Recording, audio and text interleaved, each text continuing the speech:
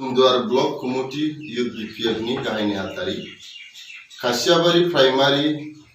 Youth BPF नि मानगोनां गाहाय नेहाथारि बिथां नरजित बसुमतारी लोगोसेयाव बड'लेण्ड स्टुडेन्ट्स यूनियन नि अरायथा आफादगिरि बिथां जकिनाथ मुसाहारिया यूथ बीपीएफ आरो बड'लेण्ड स्टुडेन्ट्स यूनियन नि खामानि मावनो नागारै यूपीपीएल दोलोनि माखासे दैदेनगिरिफोरजों सिंनि सम्पर्क लाखोमानानै यूपीपीएल नि दैदेनगिरिफोरजों सोद्रोमाफोरजों गामि गामि नखर नखर थांनानै यूपीपीएल दोलोनि खामानि मावहैनाय यूपीपीएल नि बिजाथिनो भट होनो खावलायहैनाय बेखौ जोङो मोनसे सुलुंनिफ्राय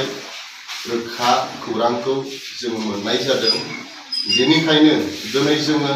खासियाबारि प्राइमारी कमिटि यूथ बीपीएफ आरो बड'लेण्ड स्टुडेन्ट्स यूनियन नि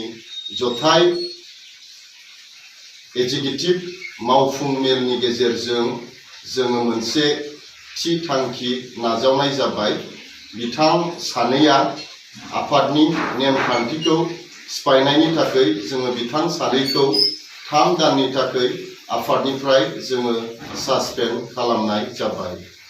आरो बे रादाबखौ बे मेसेजखौ नैबे भिडिअनि गेजेरजों बीपीएफ खौ मोजां मोनग्रा रायजो राजाफोरनिसिम जोङो फोसावहरनाय जाबाय।